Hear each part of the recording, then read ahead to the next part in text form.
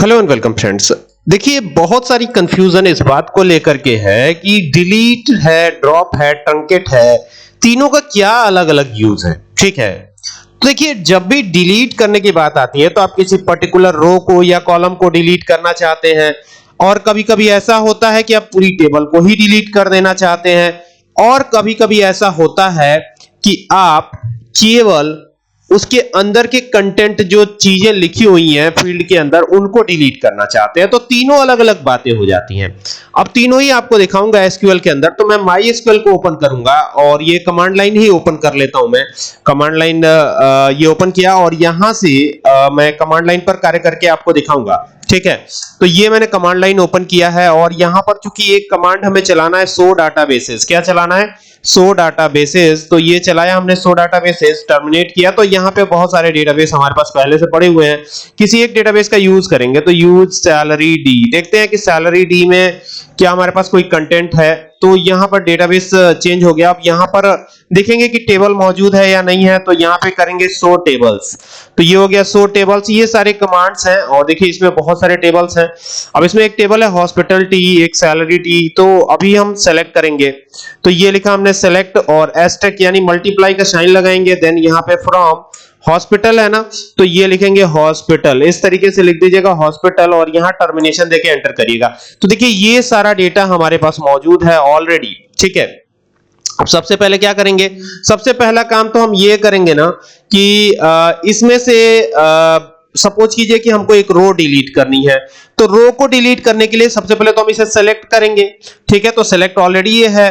तो अभी हम लिखेंगे यहां पे डिलीट, DELETE। आप सेम माइक्रोसॉफ्ट एक्सेस में भी ऐसे ही कर सकते हैं। ठीक है, और यहां पर टेबल का नाम आएगा। तो फ्रॉम हॉस्पिटल नाम है टेबल का, तो ये हो गया हॉस्पिटल। जैसे लिख रहा हूं वैसे ही लिखना है आपको भी, बिल्कुल इधर उधर नहीं करिएगा।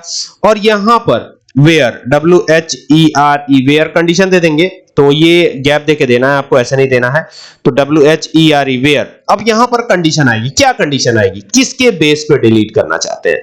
तो हम यहां पे लिखेंगे नेम, NAME, नेम। और नेम के बेस पे करना चाहते हैं। You can use also serial number. Okay, तो सीरियल नंबर भी आप यूज कर सकते हैं, एज भी यूज कर सकते हैं, department you can also use, charges you can also use, you can use gender also. Okay, तो लेकिन हम यहां पे नेम यूज कर रहे हैं। क्या यूज कर रहे हैं? नेम यूज कर रहे हैं। तो यहां लिखेंगे नेम इज इक्वल टू लगाएंगे और यहां पे क्या करेंगे? यहां पे लिखेंगे हम संदीप, SANDEEP। ये हो गया संदीप और यहां पे टर्मिनेशन दे देंगे।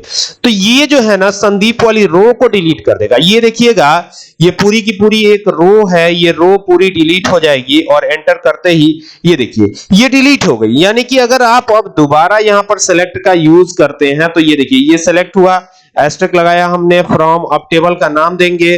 तो यहां पे हॉस्पिटल करेंगे तो ये हो गया। तो अब ये टेबल जो है यहां पे टर्मिनेशन किया हमने। टर्मिनेशन जरूर आप दीजिएगा, ये ध्यान रखिएगा कमांड लिखते समय। कॉपी पे तो कुछ भी चल जाता है, लेकिन जब सिस्टम पे बैठेंगे सॉफ्टवेयर में इंप्लीमेंटेशन करने के लिए तो वहां पे परेशानी बढ़ जाएगी। तो ये देखिए अभी इसमें आपको यहां पर सेलेक्ट इस्तेमाल करने पर, जो सेलेक्ट कमांड है उसको इस्तेमाल करने पर आपको संदीप वाला जो डेटा है वो नजर नहीं आएगा। तो ये है आपका डिलीट। ठीक है, अब ड्रॉप की बात कर लेते हैं, एक बार ड्रॉप भी देख लेते हैं डिलीट के बाद। ठीक है, तो हम इसमें टेबल को ही ड्रॉप करा सकते हैं। समझ रहे बात को? इसमें हम टेबल को ही ड्रॉप करा सकते हैं, लेकिन उससे भी पहले हम ट्रंकेट देखेंगे। ट्रंकेट का क्या यूज है? तो यहां पे इस्तेमाल करेंगे ट्रंकेट, TRUNCATE। ठीक है, आप मुझे कमेंट करके जरूर बताइएगा कि ट्रंकेट कौन सा कमांड है, DDL है, DML है, DQL है, TCL है, क्या है? ठीक है, आप मुझे कमेंट करके बताइएगा। अब यहां पे लिखेंगे ट्रंकेट टेबल और टेबल का नाम देंगे यहां पर। तो टेबल का नाम क्या है हमारे? तो टेबल का नाम है हॉस्पिटल। तो यहां पे लिखेंगे हॉस्पिटल, ये हो गया। और हॉस्पिटल लिख करके यहां से टर्मिनेशन देके एंटर करिए। तो अभी ये क्वेरी रन हो गई। तो अभी हुआ क्या? अगर आप अब जाते हैं यहां पे सेलेक्ट कमांड का यूज करते हैं और यहां पे एस्टेरिक लगा के फ्रॉम हॉस्पिटल नाम था टेबल का, तो ये यहां पे यूज किया हमने हॉस्पिटल। ठीक है, तो अगर आप यहां पे हॉस्पिटल लिख के टर्मिनेशन देते हैं तो ये दिखाएगा एम्प्टी सेट, जबकि हॉस्पिटल टेबल का नाम मौजूद है लेकिन बाकी सारे अंदर के कंटेंट जो है, सारी चीजें जो है डिलीट हो चुकी है। ठीक है, और अब अगर आप ये चाहते हैं कि पूरी टेबल ही डिलीट हो जाए, आप ये चाहते हैं टू डिलीट द डेटा, अब यहां पर टेबल को ही ड्रॉप करा दिया जाए। ठीक है, तो ये यहां पे चल के और लिखेंगे ड्रॉप। अब मुझे जरूर बताइएगा कि ड्रॉप किस तरह का कमांड है, क्या डीडीएल है, डीएमएल है, क्या है ये, ठीक है, ये भी जरूर बताइएगा आप, ठीक है। और ये हो गया ड्रॉप टेबल। अब टेबल का नाम क्या है, हॉस्पिटल है, तो यहां पे लिखेंगे हॉस्पिटल। अब देखिए ये हॉस्पिटल नाम का टेबल ही डिलीट हो जाएगा, समझ रहे बात को। अब ये हो गया, देखिए ये आ गया इस तरीके से। अब आप सेलेक्ट करने जाएंगे तो पहले तो एम्प्टी सेट दिखा रहा था, लेकिन अभी वो भी नहीं दिखाएगा, वो भी हट जाएगा। तो अगर मैं यहां पे सेलेक्ट एक्सट्रैक्ट फ्रॉम हॉस्पिटल करता हूं तो हॉस्पिटल नाम की तो टेबल ही नहीं है, तो अभी तो ये कुछ भी नहीं दिखाएगा, तो ये एरर ही दिखाएगा। देखिए एरर जनरेट कर रहा है, कह रहा है डज नॉट एग्जिस्ट, मतलब अब नहीं है, हमने डिलीट कर दिया ना। अब फिर बनाना होगा तो वही क्रिएट लिख के बनाएंगे, ऐसे क्रिएट लिखेंगे, लिखेंगे यहाँ टेबल, क्रिएट टेबल। ये बैकएंड की कोडिंग होती है, ये एसक्यूएल की जो कोडिंग है ये बैकएंड की कोडिंग होती है, ठीक है। अब यहाँ पर हॉस्पिटल नाम से फिर से बना लेंगे हम, तो ये लिखा हॉस्पिटल, जो जो चीजें थी वो ऊपर दिखी रही हैं आपको, सीरियल नंबर था तो एसएन लिखेंगे ऐसे, और यहाँ पे क्या दे देंगे, यहाँ पे इंटीजर दे देंगे, इंट हो गया, कॉमा लगाएंगे। अगर आप इसको नल रखना चाहते हैं, नहीं रखना चाहते, ये आपकी मर्जी है, ठीक है। तो इंटीजर यहाँ पे नॉट नल कर देंगे तो नल नहीं रहेगा, फिलहाल हम इसको ऐसे ही छोड़ते हैं, कॉमा लगाते हैं और यहाँ पे लिखते हैं नेम, NAME, नेम लिख दिया हमने। और नेम कौन सा डेटा टाइप होगा, तो ये varchar होगा, तो ये varchar लिख दिया, और varchar लिख के ब्रैकेट ओपन करके इसकी साइज 20 रख दिया, ठीक है। फिर कॉमा लगा देंगे, कॉमा लगा करके एज लिख देंगे, AGE, एज हो गया। अब एज में हम फ्लोट रख देंगे, फ्लोट का मतलब होता है कि डेसिमल वैल्यू भी कंटेन करेगा। याद रखिएगा कि फ्लोट रखने का मतलब है कि आप डेसिमल वैल्यू भी यहां लिख सकते हैं। फिर यहां डिपार्टमेंट की बात आएगी, तो ये डिपार्टमेंट कर दिया, डिपार्टमेंट, तो ये हो गया डिपार्टमेंट। और डिपार्टमेंट में क्या देंगे, डिपार्टमेंट जो है varchar रहेगा, या कैर भी दे सकते हैं आप, लेकिन कैर जो है मेमोरी रिलीज नहीं करता है, varchar मेमोरी को रिलीज कर देता है, तो varchar ही रखते हैं, 30 रख लेते हैं इसकी साइज, तो ये 30 रख लिया हमने। फिर कॉमा लगा दीजिए। फिर यहां पर जेंडर की बात आएगी, तो जेंडर को हम कैर रख लेते हैं, जेंडर, ठीक है, क्योंकि एक ही की जरूरत है ना। जेंडर अगर हम लेते हैं तो एक ही कैरेक्टर की जरूरत है, इसीलिए कैर डेटा टाइप, ठीक है, और इसकी साइज 1 रखेंगे, ठीक है। तो इसमें यूज होने ना होने वाली कोई बात ही नहीं है, एक ही कैरेक्टर हमको लिखना है तो इसीलिए एक ही लिख दिया हमने, ठीक है।